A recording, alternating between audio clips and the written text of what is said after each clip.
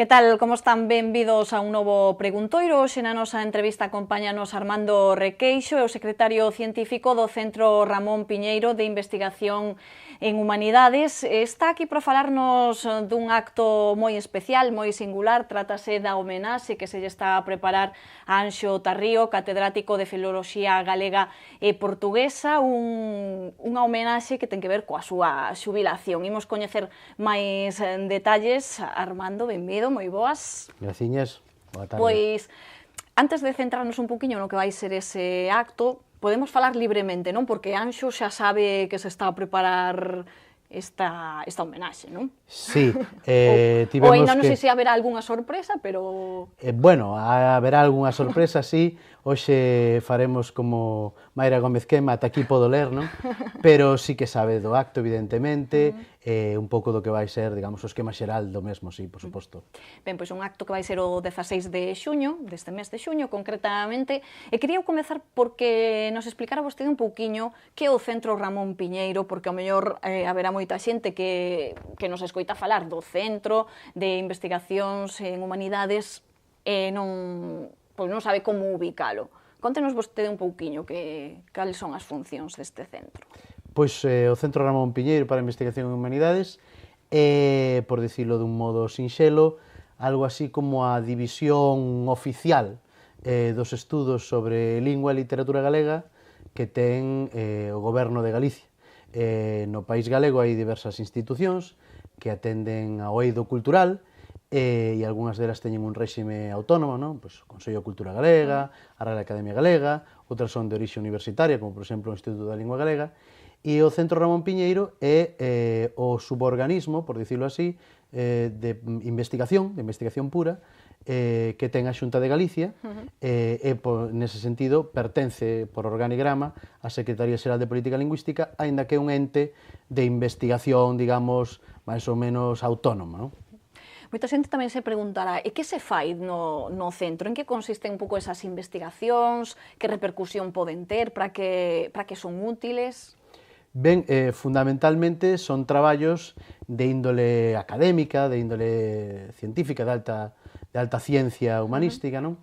Pero que tamén teñen un aproveitamento para cuestións da cidadanía nun sentido máis amplo, non? O centro ten dúas grandes áreas, unha área de lingua e unha área de literatura, e ten unha gran cantidad de recursos, moitos deles accesibles de modo gratuito, online, que son unha fonte de información básica para cuestións que despois se posprocesan na sociedade. Por exemplo, temos unha sección de estudo de literatura galego-portuguesa medieval moi importante, desde donde beben estudosos non só galegos, senón de tradicións italianas, portuguesas, etc. E moitos dos traballos que facemos de investigación sobre escritores, sobre diversas cuestións, serven despois para facer libros de texto, para publicar sobre escritores, monografías e demais, non? Facemos investigación sobre os señores dos días de letras galegas, publicamos libros sobre deles, e despois recuperamos moitos textos que ao mellor estaban inéditos ou que eran de difícil acceso, facemos facsímiles de revistas que eran moi complicadas para a súa consulta e demais, non? Temos, digamos, un abano amplo de actividades, incluso diccionarios de outras linguas ao galego, facemos tamén sintetizadores de voz para que, é dicir, realmente conxugamos moitas variables, non? Para que máquinas respondan en galego, non? Etcétera. Bueno, é un centro que ten directrices e liñas de traballo moi diversas que retroalimentan en tempo real coa cidadanía, non? Bueno, un importante labor, un importante traballo para, digamos, para promover e para difundir o que é a nosa cultura, a cultura galega, a literatura, o noso idioma, non? Podemos resumilo así. Ese é o obxectivo. Nos estamos xa preto de facer o primeiro cuarto de século, o centro fará o ano que ven 25 anos de vida, e hai proxectos que están aloxados no noso centro que esos son referentes, digamos, nos estudos dese campo, non só a nivel galego, sino incluso a nivel mundial, non? Temos probablemente unha das mellores revistas de fraseoloxía do mundo, temos, como dixen, un arquivo de investigación na lírica medieval, pois na nosa lírica medieval que é apreciado internacionalmente, temos unha división de cadernos Ramón Piñeiro, que leva o nome do autor que dá nome ao propio centro, pois tamén moi ben referenciada e moi admirada, e están constantemente aparecendo pois novos froitos da nosa investigación. Na semana que ven presentaremos un glosario das artes galego-italiano, é dicir, dentro duns días presentaremos un caderno dedicado a Carlos Casares, que é a figura homenaxeada este ano no Día das Letras Galegas, e estamos, bueno, como digo, constantemente producindo ciencia para o país, para a súa cultura, para a súa lingua, que é o galego, claro. É verdade que, agora que menciona o Día das Letras Galegas, moitas veces parece que centramos moito a atención nese día, nese autor que se homenaxea en cada edición, en cada ano, pero logo hai moito traballo de investigación, como vostede ben nos está a contar, non é que de repente pois chegue este Día das Letras Galegas e pois coñezamos máis profundamente a ese autor homenaxeado, senón que hai moitísimos estudos que seguramente a maioría se nos escapen das mans. Non sei se está suficientemente, ou se é coñecido e recoñecido suficientemente ese traballo que se realiza. Sí, ás veces non de modo inmediato, en ocasións ten que pasar certo tempo, non? Pero todo o que se traballa nesa dirección ao final é positivo. E despois hai que non perder de vista que, efectivamente, temos o Día das Letras Galegas é un único día, é un día simbólico, non? No que de algún modo facemos esa festa do pobo, esa gran festa do pobo galego, pero en realidade a Real Academia Galega designa como ano, todo ano, non? É dicir, é o ano Carlos Casares, non? Sí, durante todo o ano se están desenvolvendo actividades, non? Efectivamente, durante todo o ano se producen actividades, se publican pois volumes e ata o 31 de decembro pois vamos a ver que hai xornadas, congresos, actividades varias. E, bueno, o noso centro, por exemplo, pois agora, en breve, en pouco tempo, pois dará a coñecer un caderno de estudos que, bueno, no que un gran número de investigadores, os mellores da materia, pois fan asedios alrededor da vida e obra de Carlos Casares, que quedará aí para estudos os futuros, e tamén para escolares ou profesores de escolares futuros que aprenderán cousas sobre Casares, que despois pasarán aos libros de texto, que estudarán os pequenos, e, bueno, formaremos unha cadea, digamos, nese sentido, non? Bueno, que é certo, eu creo que todos recordamos de pequenos na escola, nos colexios, traballar sobre o autor homenaxeado de cada edición, non? Do Día das Letras Galegas, porque que importancia ten tamén chegar aos máis cativos? Porque vostede xa nos explicaba antes que hai estudos de alto nivel, pero tamén hai que centrarse nas novas xeracións, nos máis pequenos, para que vayan tamén coñecendo un pouco da nosa cultura, dos nosos autores, non? Sí, por exemplo, no noso centro, no Centro Ramón Piñeiro, hai todo un proxecto dedicado á literatura infanto-xuvenil galega, que neste caso leva a profesora Blanca Ana Ros Rechou, que curiosamente é a compañeira, a muller de Anxo Tarrío, non? E que traballa nesa liña, non? En producir textos que sirvan para introducir as máis novas e os máis novos na lectura pois de obras referenciais da literatura infanto-xuvenil galega e, en xeral, pois da literatura infanto-xuvenil universal. E son volumes onde se traballa e se explican os valores, digamos, o positivo da lectura de certos textos, precisamente pensando en que o profesorado, tanto de ensino primario como de ensino secundario, poida beber da aprendizaxe que se produce neses estudos para despois facer que iso chegue ao seu alumnado, non? Entón, bueno, estamos tamén procurando potenciar a lectura de un modo máis ou menos indirecto, máis ou menos directo, a través deses traballos, non? Ben, pois imos coa figura de Anxo Tarrío, como decíamos ao principio, é catedrático de Filoloxía Galega e Portuguesa, especialista en literatura galega, xubílase e aí están a preparar ese acto de homenaxe, Un poquinho para comezar, preguntarle por que esa implicación con esa xubilación, por que queren facer algo especial alrededor de Anxo Tarrío. Ben, bueno, poderíamos dicir que porque é unha excelente persoa e o merece, non? Pero iso non sería unha causa moi sólida científicamente, sería emotivamente. Ben, hai unha batería grande de razóns poderosas que xustifican que o fagamos. El chega a esta época de gaudeo, de xubileo, de descanso, pero faino despois dunha vida moi intensa dedicada á lingua, á cultura e á literatura de Galicia. Medio século.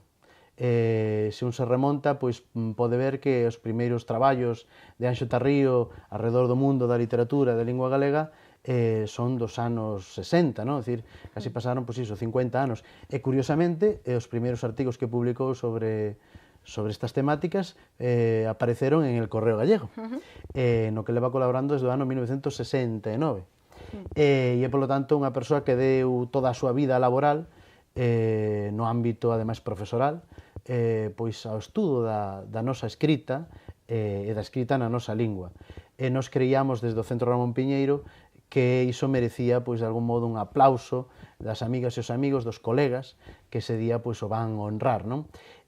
Porque, ademais, el foi non só profesor en diversos lugares, digamos, do mapa universitario galego, foi primeiro profesor no Colexio Universitario de Lugo, despois no Colexio Universitario de Vigo e desde o ano 80 na Facultade de Filoloxía da Universidade de Santiago, polo tanto ten incluso a insignia de ouro, no? Como un profesor da universidade que botou máis de 30 anos sendo, senón que ademais foi, dende prácticamente os seus inicios, un membro destacado da dirección do Centro Ramón Piñeiro. Foi un dos fundadores e dirixiu durante moitísimos anos a área de literatura, unha das grandes áreas que ten o centro, e é, polo tanto, unha persoa fundamental na vida do centro que, como digo, vai cumprir 25 anos, dos cales dedicou, pois, Anxo Tarrío pois, os seus mellores esforzos a precisamente que o centro chegase a ser o que xe é, un lugar de referencia para os investigadores. E imos facer esa homenaxe con sumo prazer, evidentemente. Pois unha homenaxe que se vai celebrar, como dicíamos, o día 16, moi cerquiña de aquí, das nosas instalacións do Preguntoiro, porque a sede do Centro Ramón Piñeiro está no Pazo de San Roque, e de entrada libre, non? Ou seja, calquera que se anime pode asistir. Sí, e eu creo que sería de máis bonito que fose así, non? Que ese día este gran profesor se vise arroupado polo maior número de persoas posible, amigas e amigos, porque toda Galicia, polo que digo, non, polos seus estudos, ele é un dos grandes mestres dos príncipes dos estudos científicos da literatura galega, non? Pero toda Galicia, evidentemente, pero os composteláns, con máis motivo, eu creo que lle debemos moito. Ele é un neno nacido na avenida de Raxoi, non? Aquí se criou, toda a súa familia é compostelá. Ele estudou aquí na Escola Normal, estudou no Instituto Xelmírez, despois na Universidade, incluso na Escola de Mestrado ao principio, despois na Escola de Mestría Industrial. Foi catedrático de Filoloxía Galega na nosa universidade durante décadas, non? E hai xeracións de estudosos da lingua e literatura, profesores de galego, dos institutos de todo Galicia, que nos formamos pois coas ensinanzas de Anxo Tarrío, evidentemente, pois moitos de Compostela, non? E eu creo que, bueno, de algún modo, ese día é unha xornada para agradecerlle todo canto leva feito e seguirá facendo pois en favor da cultura e da lingua e da literatura de Galicia.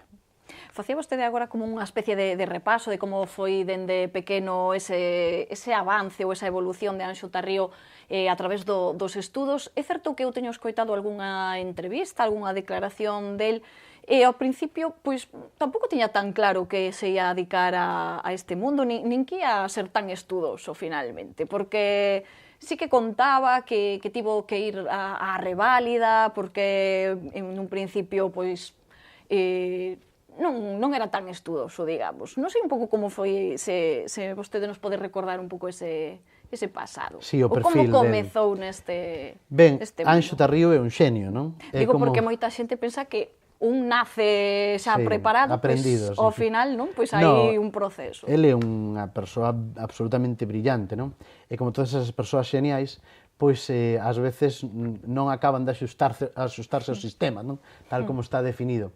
Ele é tamén verdadeiramente davinciano, unha persoa con un talento múltiple.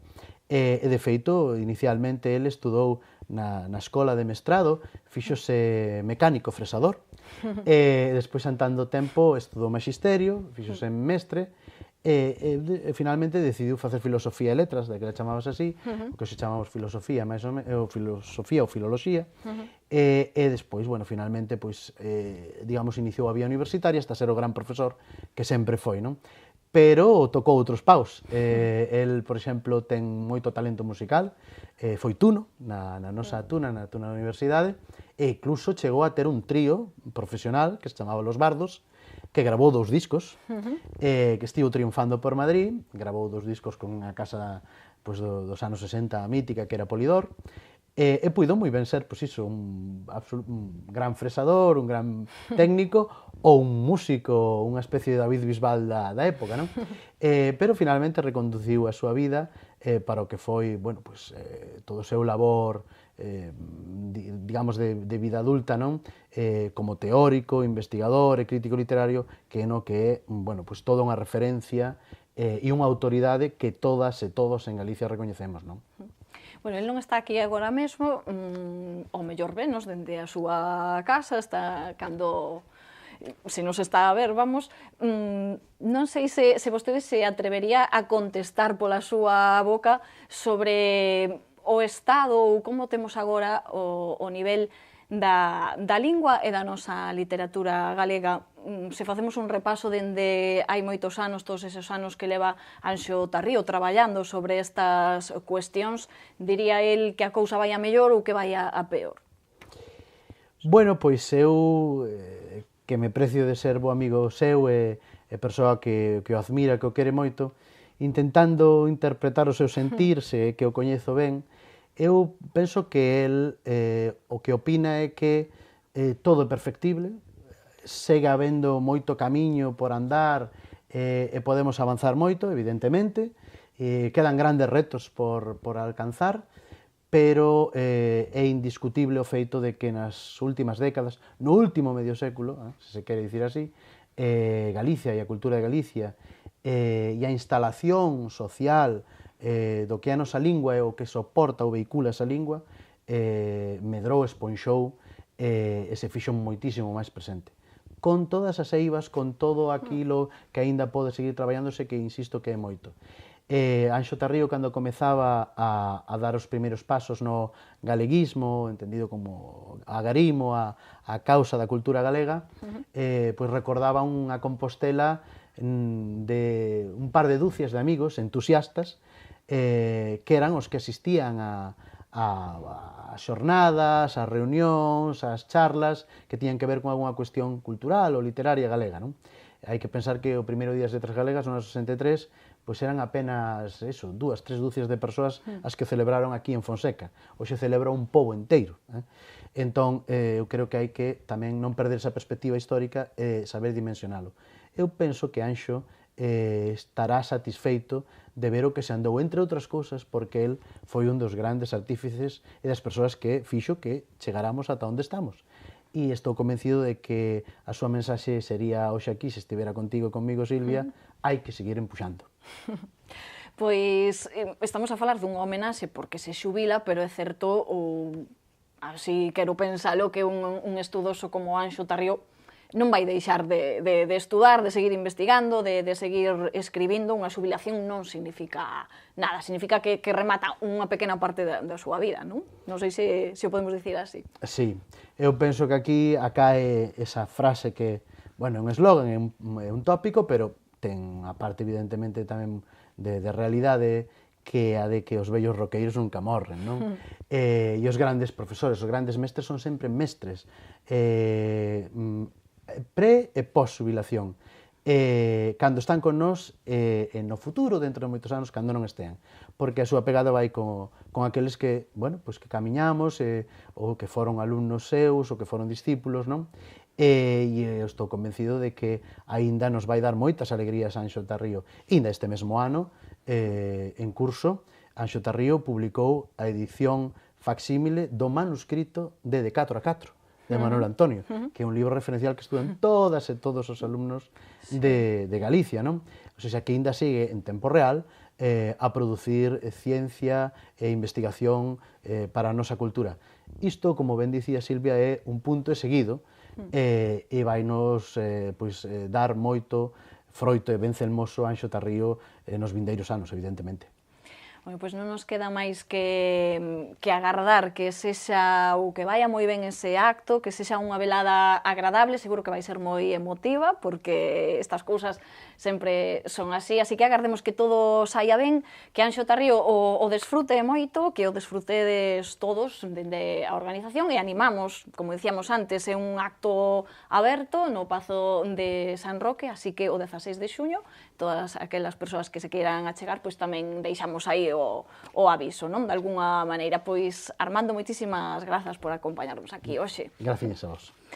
E nos deixámolo aquí, volveremos con máis entrevistas no Preguntoiro mañá. Graciñas por atendernos.